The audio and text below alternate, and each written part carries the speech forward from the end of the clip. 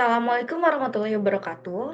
Kali ini kami akan mempresentasikan hasil dari diskusi kami mengenai proyek akhir dari mata kuliah Sistem Kendali dengan judul Kendali Jalur Otomatis pada Mobil Otonom dengan MPC. Oke, untuk anggota kelompok kami ada Andita Yuda Astuti, Faisya Aldila, Inca Andin, dan juga Naul Arifah Herman.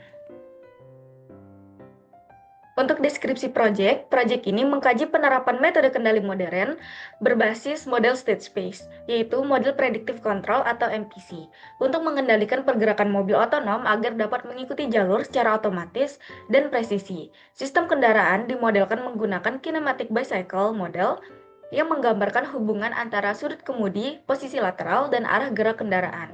Dengan pendekatan MPC, sistem kontrol mampu memprediksi perilaku kendaraan beberapa langkah ke depan, mengoptimalkan sudut kemudi agar kendaraan tetap pada jalur referensi, serta memperhitungkan batasan fisik seperti sudut kemudi maksimum dan perubahan arah yang halus. Untuk latar belakangnya sendiri, seiring dengan perkembangan teknologi kendaraan otonom, sistem kendali yang andal dan adaptif sangat dibutuhkan untuk memastikan kendaraan mampu bergerak secara aman dan akurat tanpa intervensi manusia. Salah satu tantangan utama adalah bagaimana kendaraan tetap mengikuti jalur yang telah ditentukan meskipun menghadapi perubahan kondisi, seperti tikungan tajam atau gangguan eksternal. Metode konvensional seperti PID seringkali tidak cukup untuk menangani prediksi dinamis dan batasan sistem secara bersamaan. Oleh karena itu, model predictive control menjadi solusi yang tepat karena mampu merancang aksi kontrol berdasarkan prediksi keadaan masa depan serta mempertimbangkan batasan input dan output secara langsung. Tujuannya sendiri adalah untuk merancang dan mengimplementasikan sistem kendali jalur otomatis pada mobil otonom menggunakan metode model predictive control. Proyek ini bertujuan membangun model state space kendaraan yang representatif, mendesain fungsi biaya dan constraint MPC yang sesuai, serta melakukan simulasi dan analisis kinerja sistem dalam mengikuti jalur referensi. Diharapkan hasil simulasi menunjukkan bahwa MPC mampu menjaga kestabilan kendaraan, meminimalkan deviasi jalur, dan menghasilkan gerakan yang halus dan juga efisien secara real time. Baik, selanjutnya adalah metode yang digunakan. Metode yang digunakan adalah model predictive control, yang dimana pemodelan kendaraan itu berdasarkan 4 state, yaitu posisi dengan sumbu X dan Y, sudut arah atau theta, dan sudut setir P. Dua input yang dikendalikan itu adalah kecepatan roda dan kecepatan sudut setir, yang dimana ketika sistem ini awalnya menggunakan hard constraint akan dikembangkan menjadi soft constraint agar lebih fleksibel dan stabil dalam berbagai kondisi. Selanjutnya yaitu ada goals dari metode MPC yang kami lakukan ini. Kami berharap kendaraan mampu mengikuti lintasan dengan lebih cepat dan presisi. Kemudian soft constraint membantu controller tetap bekerja meskipun pada kondisi awal melanggar batas fisik sistem. Yang ketiga yaitu performa lebih stabil dan fleksibel dibandingkan metode yang hanya dengan menggunakan hard constraint dan memberikan pengurangan error, pelacakan, dan kontrol input yang lebih halus. Sehingga dengan metode ini sistem kontrol jadi lebih toleran terhadap variasi kondisi dan tetap bisa memberikan hasil yang optimal. Sehingga harapannya kendaraan otonom bisa lebih presisi, stabil, dan adaptif di berbagai skenario nyata. Untuk slide selanjutnya yaitu state vector atau vektor keadaan. Dalam konteks sistem dinamik, khususnya sistem kendaraan atau mobil otonom, di tengah slide ini terdapat representasi matematis dari vektor keadaan X yang terdiri dari 4 variabel. Nah, yang pertama yaitu adalah posisi lateral, yang menyatakan posisi kendaraan dalam arah lateral, menyamping terhadap arah gerak kendaraan. Posisi ini penting untuk mengetahui apakah kendaraan tetap berada di jalur yang diinginkan. Kemudian ada yang kedua yaitu heading angle, sudut antara arah kendaraan saat ini dengan arah referensi, misalnya arah jalur. Heading angle ini membantu mengukur seberapa besar kendaraan menyimpang dari arah yang seharusnya. Kemudian ada lateral velocity, kecepatan gerak kendaraan dalam arah menyamping. Ini adalah kecepatan transversal terhadap arah utama gerak kendaraan. Kemudian yang keempat ada yaw rate, yaitu kecepatan rotasi kendaraan terhadap sumbu vertikal atau sumbu yaw, menunjukkan seberapa cepat kendaraan berbelok atau memutar arah.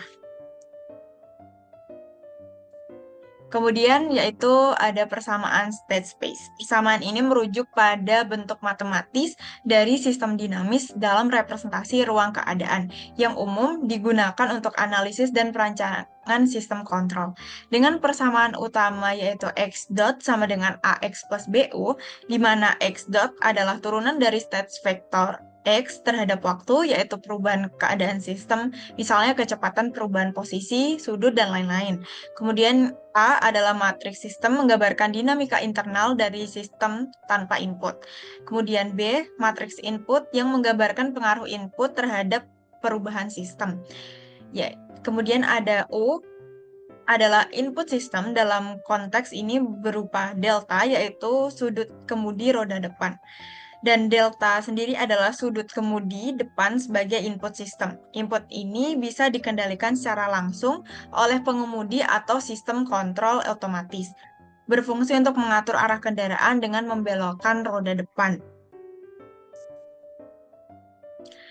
Oke, selanjutnya ini adalah persamaan state space yang menampilkan model non-linear yang mencerminkan perilaku kendaraan sebenarnya, terutama saat manuver besar atau kecepatan tinggi.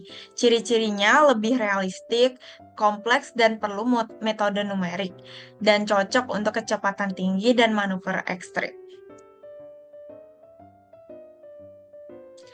Oke, untuk konsep MPC sendiri, MPC adalah model predictive control, adalah metode kontrol cerdas yang memprediksi perilaku sistem di masa depan, mengoptimalkan sinyal kendali input agar sistem mengikuti lintasan atau target tertentu, menggunakan model matematis sistem atau biasanya state space. Nah, rumus pada slide ini adalah fungsi objektif atau cost function yang akan diminimalkan oleh MPC.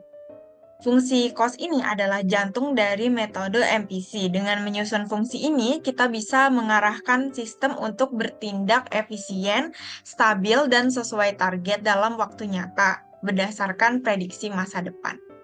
Selanjutnya saya Andita Yuda akan menjelaskan bagian hasil simulasi. Jadi di sini pada simulasi ini kita menggunakan Python. Python di mana dia dapat Matplotlib juga Cascade atau MATLAB. Terus di sini skema jalurnya itu jadi lintasannya itu ada lintasan S, lintasan lurus sama atau perubahan mendadak dari arahnya. Lalu untuk inputnya di sini kita menggunakan jalur referensi X dan juga Y. Lalu outputnya adalah pergerakan mobil versus lintasan idealnya. Oke, di sini kita bisa melihat hasil simulasinya.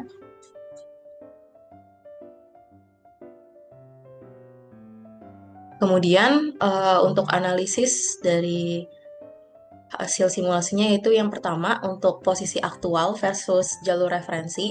Jadi jalur referensi di sini yang putus-putus putih tadi itu tuh menggambarkan rencana lintasan optimal yang semestinya itu diikuti kendaraan.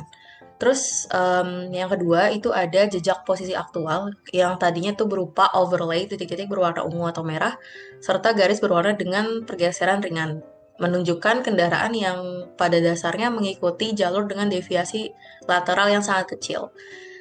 Lalu untuk poin ketiga, tidak terdapat tanda-tanda overshoot atau kesalahan signifikan di tikungan yang menunjukkan kontrol lateral kendaraan bekerja stabil dan responsif. Kemudian untuk yang kedua yaitu dari sudut kemudi versus waktu. Jadi meskipun grafik sudut kemudi itu nggak nampak ya di screenshot atau di gerakan tadi, dari gerakan pada video kita bisa menyimpulkan pola berikut. Yang pertama itu ada perubahan sudut kemudi terjadi terutama di tikungan dengan respon halus dan tanpa fluktuasi berlebih atau osilasi. Kemudian hal ini mengindikasikan tuning controller seperti LQR atau MPC, yang di sini yaitu adalah MPC Model Predictive Control, yang efektif dalam mengatur sudut kemudi secara proaktif, menjaga kendaraan tetap pada jalur tanpa berlebihan steering. Lalu kemudian ada deviasi lateral versus waktu. Jadi berpandangan dari overlay warna, jadi jika berupa head mate, deviasi, serta jarak aktual versus referensi, kita bisa lihat bahwa nilai deviasi lateral hampir konsisten di sekitar 0 meter dengan fluktuasi kecil, mungkin sub 0,2 meter di puncaknya. Hal ini menunjukkan kendaraan nyaris tidak menyimpang, yang berarti sistem navigasi dan kontrol lateral bekerja maksimal. Kemudian, keberhasilan kendaraan mengikuti jalur, jadi berdasarkan ketiga poin di atas tadi, keseluruhan itu posisi alami kendaraan sangat mendekati jalur rujukan. Kemudian pengaturan sudut kemudi halus, timing optimal saat tikungan, lalu juga deviasi lateral minimal yang dia tuh menjaga stabilitas, kemudian tidak terjadi tabrakan dengan rintangannya, bahkan pada tikungan sempit, yang tadi sudah kita bisa lihat di simulasinya. Oke, secara keseluruhan, kami bisa menyimpulkan bahwa MPC atau model predictive control telah terbukti sebagai pendekatan kendali yang inovatif, prediktif, dan sangat adaptif dalam mengatasi tantangan kendali jalur otomatis pada kendaraan otonom. Berdasarkan hasil simulasi yang telah dilakukan, sistem kendali berbasis MPC mampu secara konsisten dan akurat menjaga kendaraan tetap berada pada lintasan referensi, bahkan dalam skenario kompleks seperti tikungan tajam, belokan berurutan, hingga perubahan mendadak pada arah jalur. Lalu, di sini tuh MPC unggul karena mampu memprediksi kondisi ke depan dan mengoptimalkan kendali dengan memperhitungkan batasan sistem seperti sudut kemudi dan kecepatan. Hasilnya, kendali yang dihasilkan halus, stabil, dan akurat dengan deviasi jalur yang sangat kecil. MPC ini juga mampu merespons perubahan jalur secara real-time, cocok untuk mobil otonom jika didukung komputasi memadai. Tantangannya itu adalah kebutuhan komputasi tinggi dan ketergantungan pada model akurat yang bisa diatasi dengan adaptasi parameter atau kombinasi metode kontrol lain. Secara keseluruhan, MPC adalah solusi kendali modern yang relevan dan efektif untuk kendaraan otonom masa depan. Oke, demikian presentasi atau penjelasan dari kelompok kami. Semoga dapat dipahami dan semoga bermanfaat untuk kita semua, untuk kami semua. Terima kasih. Wabillahi taufiq wal hidayah. Wassalamualaikum warahmatullahi wabarakatuh.